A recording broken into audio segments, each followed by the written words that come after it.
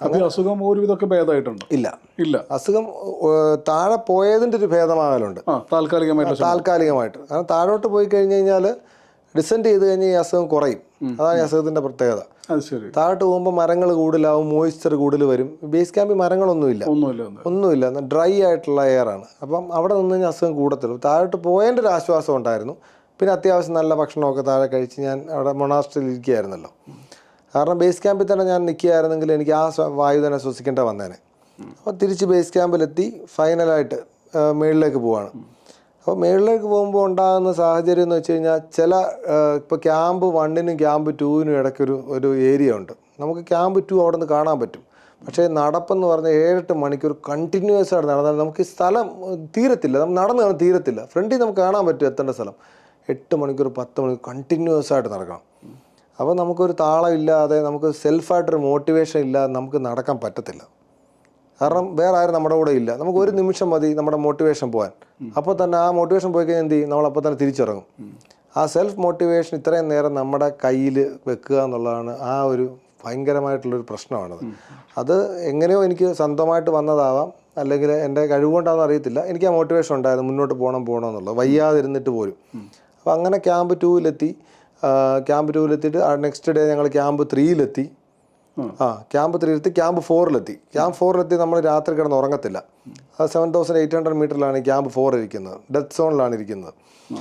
Camp 4-ൽ ഞങ്ങൾ May 14 രാത്രി എത്തി. 2022 മെയ് 14 വൈകിട്ട് 4 മണിക്ക് എത്തി. അപ്പോൾ ഫൈനലായിട്ട് നമ്മളിനി എവറസ്റ്റിൻ്റെ മുകളിലേക്ക് പോകാൻ പോവാം. ക്യാമ്പ് 4 സബ്മിറ്റ് ചെയ്തിട്ട് തിരിച്ചു വരും. ഇനി ഇടയ്ക്ക് താമസമൊന്നുമില്ല.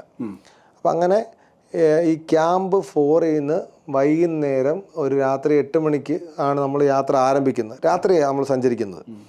രാത്രി 7-8 മണിക്ക് യാത്ര ആരംഭിക്കാൻ വേണ്ടി അതിന് മുമ്പ് ഒരു 2 മണിക്കൂർ നമ്മൾ റെസ്റ്റ് ചെയ്യും. റെസ്റ്റ് ചെയ്ത് നമ്മൾ ഫുള്ള് ലെയർ ഡ്രസ്സും ഇട്ട് 7-8 ലെയർ ഡ്രസ്സും ഇട്ട് പോകാൻ വേണ്ടി റെഡിയായി. അപ്പം നമുക്കൊരു പുതിയ ഓക്സിജൻ സിലിണ്ടർ തരും നമ്മുടെ പുറകെ വെക്കാൻ വേണ്ടി. നമ്മുടെ ഷെർപ്പയാണ് സെറ്റ് ചെയ്യുന്നത്. അപ്പം അപ്പോഴത്തേനും എനിക്ക് വീണ്ടും എൻ്റെ പഴയ അസുഖം പുറത്ത് വന്നു തുടങ്ങി. എൻ്റെ മേലോട്ട് പോവുകയാണല്ലോ, ന്യൂമോണിയ, ചുമ വന്നു തുടങ്ങി. എനിക്ക് പോകാൻ പറ്റാത്ത അവസ്ഥയിലേക്കായി. അപ്പോൾ ഇങ്ങേരെ ഓക്സിജൻ സിലിണ്ടർ വെച്ച് തന്നപ്പം 2-ലോ 3-ലോ അങ്ങോട്ട് വേണമായിരുന്നു വെച്ച് തരാൻ വേണ്ടിയിട്ട്. പുള്ളിക്കാരൻ വെച്ച് തന്നത് 15-ലാണ് വെച്ച് തന്നത്. മാക്സിമം സിലിണ്ടറിലാണ് വെച്ച് തന്നത്, മാക്സിമം ഔട്ട്പുട്ടിലാണ് വെച്ച് തന്നത്. അപ്പോൾ ഞാനിത് ശ്രദ്ധിക്കുന്നില്ല. പക്ഷേ ഇതെനിക്ക് കിട്ടിയപ്പോൾ എനിക്ക് ഭയങ്കരമായിട്ടുള്ള എനർജി കിട്ടി. ഞാനൊരു സൂപ്പർമാനായിട്ട് മാറി. മീൻസ് നമുക്ക് ശരീരത്തിലേക്ക് ഒരു ഫുൾ ഓക്സിജൻ സിലിണ്ടറിൻ്റെ ഫുള്ളായിട്ട് നമുക്ക് തന്നു കഴിഞ്ഞാൽ നമ്മുടെ എല്ലാ സെല്ലുകളും അവിടെ എല്ലാ എനർജി പുറപ്പെടുവിക്കും. എല്ലാ സെല്ലുകളും സാച്ചുറേറ്റഡ് ആവും. ഭയങ്കര എനർജി റിലീസായിരിക്കും ഉണ്ടാകുന്നത് കുറച്ച് നേരത്തേക്ക്. അത് കഴിഞ്ഞ് തിരിച്ച് പഴയതുപോലെ തന്നെ ആവും, നമ്മൾ ചണ്ടിയായിട്ട് മാറും. പക്ഷേ ആ സമയത്ത് എനിക്ക് ഭയങ്കര പവറായിരുന്നു. അപ്പം എൻ്റെ ഫ്രണ്ട്സൊക്കെ നടന്ന് മേളിലോട്ട് കയറി പോകുന്നുണ്ട്, കമ്പനിയുടെ ആൾക്കാർ. അവരൊക്കെ ഒരു 10 ശ്വാസം എടുത്തിട്ടാണ് ഒരു സ്റ്റെപ്പ് വെക്കുന്നത്. ചിന്തിച്ചാൽ മേളിലോട്ടാണ്, ഏകദേശം 78 ഡിഗ്രി സ്ലോപ്പാണ്. 10 ശ്വാസം എടുത്തൊരു സ്റ്റെപ്പ് വെക്കും. ഞാൻ ഒരു ശ്വാസം എടുത്തൊരു സ്റ്റെപ്പ് വെക്കാൻ തുടങ്ങി. കാരണം ഇത്രയും ഓക്സിജൻ എനിക്ക് കിട്ടിക്കൊണ്ടിരിക്കുക. ഇത്രയും ഓക്സിജൻ കിട്ടിക്കഴിഞ്ഞപ്പോഴത്തെ എൻ്റെ അസുഖങ്ങളൊക്കെ പോയി. നമുക്ക് അസുഖം ഇല്ലാത്തൊരവസ്ഥ വന്നു. അപ്പം താഴെ നിന്ന് മേട് വരെ റോപ്പ് ചെയ്തിട്ടുണ്ട്. റോപ്പിൽ അറ്റാച്ച് ചെയ്ത് മാത്രമേ പോകാവൂ. ഞാനപ്പോൾ സൂപ്പർമാനായിട്ട് മാറിയിട്ട് ഞാൻ എവറസ്റ്റിൻ്റെ മുകളിൽ ഓടി കയറിക്കൊണ്ടിരിക്കുകയാണ് അന്ന് രാത്രി, മെയ് 14 രാത്രി. അപ്പോൾ 10-12 മണിക്കൂർ നടക്കണം എൻ്റെ മുകളിലെത്താൻ. അപ്പോൾ ഞാൻ എൻ്റെ കാൽക്കുലേഷൻ 2 മണിക്കൂർ കൊണ്ട് എവറസ്റ്റിൻ്റെ മുകളിലെത്തുന്നൊരു തോന്നൽ വരെ ഉണ്ടായി. ചില മാച്ചിലൊക്കെ നമ്മൾ ജയിക്കാൻ പോകുന്നൊരു തോന്നലുണ്ടാകത്തില്ലേ, അതുപോലൊരു തോന്നലുണ്ടായി. അങ്ങനെ ഞാൻ ഓടിക്കേറി അടുത്ത ഓക്സിജൻ സിലിണ്ടർ ഇരിക്കുന്ന 8400 മീറ്ററിലാണ്. 7800 മീറ്ററിൽ നിന്ന് 600 മീറ്റർ കയറുമ്പോഴാണ് അടുത്ത സിലിണ്ടർ ഇരിക്കുന്നത്. അതെടുത്തിട്ട് വേണം സബ്മിറ്റ് ചെയ്യാൻ പോകാൻ വേണ്ടിയിട്ട്. ഇതൊരു ഗെയിം പോലെയാണ്. അപ്പം 8380 മീറ്റർ എത്തിയപ്പോഴത്തെ എൻ്റെ ഈ സിലിണ്ടർ തീർന്നു. കാരണം ഈ 15-ലാണ് വന്നിരിക്കുന്നത്, അല്ല തീരത്തില്ല. എൻ്റെ സാറേ തീർന്നു കഴിഞ്ഞ് കഴിഞ്ഞാൽ പിന്നെ നമ്മൾ ബലൂൺ, കാറ്റ് പോയ ബലൂണിനെ പോലെ നമുക്ക് ഒരു കാലെടുത്ത് മുന്നോട്ട് വെക്കാൻ പറ്റത്തില്ല. കാരണം ഓക്സിജൻ പുറത്തില്ല. ഓക്സിജൻ ഇല്ലാതെ നമ്മുടെ ശരീരത്തിന് ചൂട് തരുന്നു, എനർജി തരുന്നു, എല്ലാം ഓക്സിജനാണ്. ഇവൻ തീർന്നു. ഞാൻ അവിടെ ഒരു 70 ഡിഗ്രി സ്ലോപ്പിൽ ഞാൻ ഇരിക്കുക. -30 ഡിഗ്രി തണുപ്പാണ്. രാത്രി 3 മണിക്കാണ്. അപ്പോൾ ഞങ്ങളെല്ലാം ലൈറ്റ് തലയിൽ വെച്ചിട്ടാണ് കയറുന്നത്. എൻ്റെ തല ലൈറ്റ് കാണും. അപ്പോൾ കയറി വരുന്ന ആൾ ആരാണെന്നോ പോകുന്ന ആളാരാണെന്നോ നമുക്കറിയത്തില്ല. എല്ലാവരും ഒരേ ഡ്രസ്സൊക്കെ തന്നെ ഇട്ടിരിക്കുന്നത്. ഈ ലൈറ്റ് മുഖത്തുനിന്ന് പുറത്തോട്ട് വരുന്നതുകൊണ്ട് മുഖവും കാണാൻ പറ്റത്തില്ല. അപ്പോൾ ഞാൻ അവിടെ ഇങ്ങനെ ഇരിക്കുക. എൻ്റെ ഇടത്തെ കൈയും ഈ 2 കാലും എന്താ പറയുക മരവിച്ചു. കാരണം എൻ്റെ ശരീരത്തിലെ ഓക്സിജൻ, എൻ്റെ ചൂടില്ലാതായി. ബേസിക്കലി ചൂടില്ലാതായി. ഇത്രയും ഡ്രസ്സ് ഇട്ടിട്ടും പതുക്കെ താഴെ നിന്ന് തണുപ്പ് വരാൻ തുടങ്ങി. കാരണം നമ്മുടെ ശരീരത്തിന് ആ ചൂടില്ല, വലത്തെ കൈ മാത്രമേ വർക്ക് ചെയ്യുന്നുള്ളൂ. അപ്പോൾ അങ്ങനെ ഇരുന്ന സമയത്ത് ഒരു 15 മിനിറ്റ് ഇരുന്നപ്പോഴത്തേന് എനിക്ക് പഴയ കാര്യങ്ങളൊക്കെ ഓർമ്മ വരാൻ തുടങ്ങി. എൻ്റെ ഹാലൂസിനേഷനിലേക്ക് ഞാൻ പോകാൻ തുടങ്ങി. എനിക്ക് മനസ്സിലായി ഞാൻ മരിക്കാൻ പോകാമെന്ന് മനസ്സിലായി. അങ്ങനെ ഒരു 15 മിനിറ്റ് ഇരുന്ന് കഴിഞ്ഞപ്പോഴത്തേന് ബേസ് ക്യാമ്പിൽ വെച്ച് പരിചയപ്പെട്ട ഒരു ഷെർപ്പ അദ്ദേഹത്തിൻ്റെ ക്ലയൻറ്റിനെയും കൊണ്ട് വന്ന്, അപ്പോൾ അദ്ദേഹത്തിന് കയ്യിൽ എക്സ്ട്രാ ഓക്സിജൻ ഒന്നുമില്ല. അപ്പോൾ അദ്ദേഹം പോയിട്ട് ഞങ്ങളുടെ കമ്പനിക്കാർ 8400 മീറ്ററിലുണ്ടല്ലോ, അപ്പോൾ അവരോട് പോയി സംസാരിച്ച് ഓക്സിജൻ സിലിണ്ടർ അവർ കൊണ്ടുവന്നു, താഴോട്ട് കൊണ്ടുവന്നു. താഴെ 8350 മീറ്ററിൽ ഞാൻ ഇരുന്ന സ്ഥലത്ത് കൊണ്ടുവന്നിട്ട് ഈ ഓക്സിജൻ സിലിണ്ടറിനൊരു ത്രെഡുണ്ട്, റെഗുലേറ്ററിനൊരു ത്രെഡുണ്ട്. ഈ രണ്ടും കൂടെ കണക്റ്റ് ആവണം. ഈ അങ്ങനെ 2 റെഗുലേറ്ററിൻ്റെ ത്രെഡ് എടുത്തിട്ടും കൃത്യമായിട്ട് കണക്റ്റ് ആവുന്നില്ല. കാരണം ഇതിൻ്റെ ഈ ത്രെഡിൽ ഐസ് ഘനീഭവിച്ചിരിക്കും ഈ -30 ഡിഗ്രിയിൽ. അവിടെ ഓക്സിജൻ ലീക്കായി പോകുമായിരുന്നു. അപ്പോൾ അത് ചെയ്യാൻ പറ്റാതിരുന്നിട്ട് ഈ ഷെർപ്പ അയാളുടെ ഓക്സിജൻ സിലിണ്ടറും അയാളുടെ മാസ്കും കൂടെ എനിക്ക് തന്നു, ഊരി. എന്നിട്ട് അത് വെച്ചിട്ടാണ് ഞാൻ 8400 മീറ്ററിലെത്തുന്നത്. അപ്പോഴത്തേന് എൻ്റെ ഒരു ജന്മം കഴിഞ്ഞ് പുതിയ ജന്മം ആയതുപോലെയായി. അപ്പോൾ അങ്ങനെ 8400 മീറ്ററിലെത്തി. അവിടുന്ന് പുതിയ സിലിണ്ടർ എടുത്തിട്ട് വീണ്ടും ഞാൻ മുകളിലേക്ക് പോവാം. അപ്പോഴത്തന്നെ വീണ്ടും ഞാൻ പഴയ ആളായി മാറി. കാരണം ഓക്സിജൻ പുതിയ സിലിണ്ടർ കറക്റ്റായിട്ട് അവർ വെച്ച് തന്നു. വീണ്ടും ചുമച്ച് മുകളിലേക്ക് പോവാം. അങ്ങനെ വർഷം 8800 മീറ്ററിൽ ഹിലാരി സ്റ്റെപ്പ് എന്ന് പറഞ്ഞ സ്ഥലമുണ്ട്. അവിടെ വലിയൊരു ലൈം സ്റ്റോൺ റോക്കും ഒരു ഡെഡ് ബോഡിയൊക്കെ കിടപ്പുണ്ട്. അപ്പോൾ ഞാൻ നടന്ന് പോയിട്ട് ഈ ലൈം സ്റ്റോൺ റോക്കിൽ നമ്മുടെ കാല് വെച്ചപ്പോൾ തന്നെ ഉരുണ്ടടിച്ച് വീണു, പലതവണ വീണു.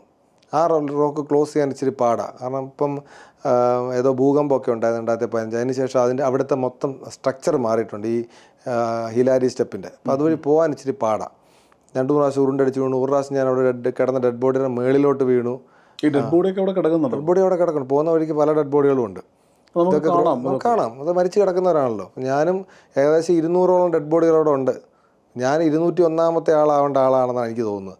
ഞാൻ അത് ഡെഡ് ബോഡി ആവാതെ തിരിച്ചു വന്നുകൊണ്ടാണ് എനിക്ക് നിങ്ങളോട് ഈ കഥകൾ പറയാൻ പറ്റുന്നത്. അതാണ് ഈ ഒരു യാത്രയുടെ എനിക്ക് തോന്നിയിട്ടുള്ള എനിക്ക് തരാൻ പറ്റുന്ന ഏറ്റവും വലിയൊരു കാര്യം. എനിക്ക് അവിടുത്തെ അത് കണ്ടിട്ട് എൻ്റെ കഥ പറയാൻ പറ്റുന്നുണ്ട്. ഇല്ലെങ്കിൽ ഞാനും അവിടെ ഒരാളായി മാറേണ്ടതാണ്. അപ്പോൾ ഈ ബോഡികൾ കിടപ്പുണ്ട്. നമുക്കപ്പോൾ ആ സമയം വികാരം തോന്നിയിട്ട് കാര്യമില്ല. ഇതൊക്കെ കയറാൻ വന്നവരായിരിക്കാം, ചിലപ്പോൾ കയറിയിട്ട് പോകുന്നവരായിരിക്കാം. എനിവേ അവർ മരിച്ചവരാണ്.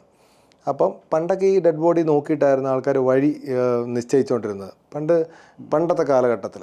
അപ്പോൾ ആ സമയത്ത് ഓരോ ഗ്രീൻ ബൂട്ട് അങ്ങനെ പല ഇമ്പോർട്ടൻറ്റ് ഡെഡ് ബോഡികളുണ്ട്. ഇപ്പോൾ ആണെങ്കിൽ കൃത്യമായിട്ട് താഴെ മുതൽ മേളി വരെ റോപ്പ് ചെയ്തിട്ടുണ്ട്. അപ്പോൾ ഈ ബോഡി അവിടെ കിടപ്പുണ്ട്, എത്രയോ നാളുകൊണ്ട് കിടക്കുന്ന ബോഡിയാണ്. അപ്പോൾ ആ ബോഡിയുടെ മണ്ടയ്ക്ക് ഞാൻ വീണ്. പക്ഷെ അതൊന്നും ഒരിക്കലും എടുത്തു മാറ്റാത്ത പ്രശ്നം എന്ന് വെച്ച് കഴിഞ്ഞാൽ ഏകദേശം ഒരു 30 തൊട്ട് 40 ലക്ഷം രൂപ വരെ ചിലവാകും ഈ ബോഡി റിക്കവർ ചെയ്ത് താഴെ കൊണ്ടുവരാൻ വേണ്ടി. ഒരു ബോഡി കാരണം ഒരു എക്സ്പെഡീഷൻ പോലെ 4 പേര് പോയി ഈ ബോഡി എടുത്തുകൊണ്ട് വരണം. ഷെർപ്പന്മാർക്ക് പൈസ കൊടുക്കണം. ഷെർപ്പന്മാർക്ക് എങ്ങനെ പോയി കഴിഞ്ഞാൽ ഒരു $10,000 വെച്ച് കൊടുക്കണം, $40,000 കൊടുക്കണം ഒരു ബോഡി കൊണ്ടുവരാൻ വേണ്ടി. കാരണം ഹെലികോപ്റ്റർ ആ ഉയരത്തിൽ പറക്കത്തില്ല. അപ്പോൾ അതുകൊണ്ടാണ് പല വിദേശത്തെ ആൾക്കാരും അവർക്ക് റിലേറ്റീവ്സ് ഒന്നും കാണത്തില്ല. അപ്പോൾ അവർ മരിച്ചു കഴിഞ്ഞാൽ അവിടെ തന്നെ എറ്റേണലി അവർ അവിടെ തന്നെ കിടക്കും. അപ്പോൾ അങ്ങനെ ഇതുപോലൊരു വീഴ്ച എൻ്റെ ജീവിതത്തിൽ വീണിട്ടില്ല. എന്നിട്ട് ഞാൻ ആ കൊക്കയുടെ സൈഡിൽ പോയിട്ട് ഈ ടെൻറ്റിൻ്റെ പോൾ എടുത്തുകൊണ്ട് വന്ന് തിരിച്ചെടുത്തുകൊണ്ട് വന്ന് ടെൻറ്റ് ഫിക്സ്. ഭയങ്കര കാറ്റടിക്കുമ്പോൾ തറയിൽ കിടക്കുന്ന ഈ മഞ്ഞെല്ലാം ഇങ്ങനെ പറന്നുകൊണ്ടിരിക്കുക. വേറെ ആരുമില്ല, ഞാനും ഇങ്ങനെ മാത്രമേ ഉള്ളൂ. രാത്രിയും പകലും ഇല്ലാത്തത് കൊണ്ട് ആൾക്കാർ തോന്നുന്ന സമയത്ത് യാത്ര ചെയ്യും. അതുവഴി സാധാരണ സമയത്താണ് മൗണ്ടൻസിലൊക്കെ ആണെങ്കിൽ യാത്ര ചെയ്യുന്നൊരു ടൈമുണ്ട്. നമ്മൾ ചിലപ്പം രാത്രി യാത്ര ചെയ്താൽ രാവിലെ ഉച്ച കഴിഞ്ഞ് യാത്ര ചെയ്യത്തില്ല. ഇതങ്ങനൊന്നുമില്ല. നമ്മൾ യാത്ര ചെയ്തുകൊണ്ടേയിരിക്കുക. കയ്യിൽ കുക്ക് ചെയ്യാനുള്ള സാധനങ്ങളുണ്ട്, ഭക്ഷണമുണ്ട്, ടെൻറ്റുണ്ട്. അപ്പോൾ അങ്ങനെ പോയി അത് എടുത്തുകൊണ്ട് വന്ന് ടെൻറ്റ് ഫിക്സ് ചെയ്ത് രാത്രി കിടന്നുറങ്ങി രാവിലെ എഴുന്നേറ്റ് നോക്കിയപ്പോൾ ഞങ്ങൾ ഈ ഫിക്സ് ചെയ്തിരിക്കുന്ന ഒരു വലിയ ക്രിവാസിൻ്റെ മുകളിലാണ്. വലിയൊരു കുഴിയുടെ മുകളിൽ ഒരു പാട പോലെ ഐസ് ഉണ്ടായിട്ടുണ്ട്. ആ ഐസിൻ്റെ മുകളിലാണ് ഞങ്ങൾ ഈ ടെൻറ്റ് ഫിക്സ് ചെയ്തിരിക്കുന്നത്. രാത്രി ഏതെങ്കിലും നിമിഷത്തിൽ അത് പൊളിഞ്ഞായിരുന്നെങ്കിൽ ഞങ്ങൾ രണ്ടുപേരും അഗാധമായിട്ടുള്ള ഗർത്തത്തിൽ പോയാൽ ലോകത്തിൽ ആരും അറിയത്തുമില്ല. അതിന് മണ്ടയ്ക്ക് മഞ്ഞ് വന്ന് വീഴുകയും ചെയ്തേനെ. അവിടെ നിന്നും രക്ഷപ്പെട്ടു. നമുക്കത് വീണ് കഴിഞ്ഞാൽ പിന്നെ ചിന്തിച്ചിട്ട് കാര്യമില്ല, വീണില്ല.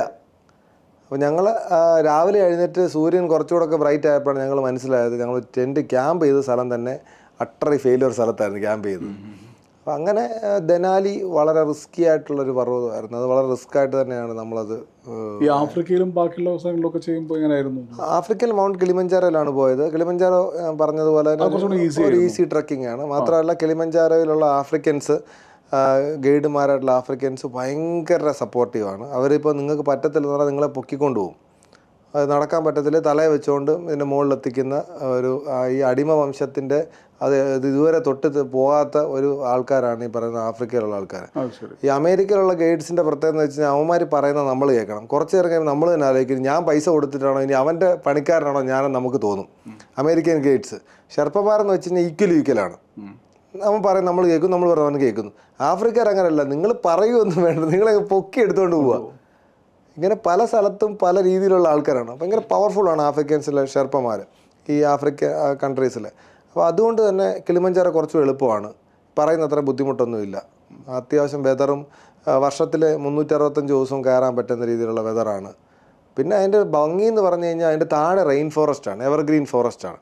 അതിൻ്റെ മുകളിലോട്ട് പോകുമ്പോൾ മൂർലാൻഡ് ആവും, അതിൻ്റെ മുകളിലോട്ട് പോകുമ്പോൾ ഗ്രാസ് ലാൻഡ് ആവും, മുകളിലോട്ട് പോകുമ്പോൾ ഡെസേർട്ട് ആവും, ഏറ്റവും മുകളിൽ ഐസ് ക്യാപ്പ്. ഇത്രയും നമുക്ക് ഒറ്റ യാത്രയിൽ തന്നെ കാണാൻ പറ്റിയ ലോകത്തിലൊരു മൗണ്ടനും ഉണ്ടെന്ന് എനിക്ക് തോന്നുന്നില്ല. അതാണ് കിളിമഞ്ചാരോയുടെ ഭംഗി. നിങ്ങളുടെയൊക്കെ എൻഡ്യൂറൻസ് ടെസ്റ്റ് ചെയ്യണമെങ്കിൽ you can go to Kilimanjaro. അല്ലാതെ കിളിമഞ്ചാരോയിൽ പോയെന്ന് പറഞ്ഞ് വേറൊരു പർവ്വതം കയറാൻ പോകാതിരിക്കുന്നതാണ് നല്ലത്.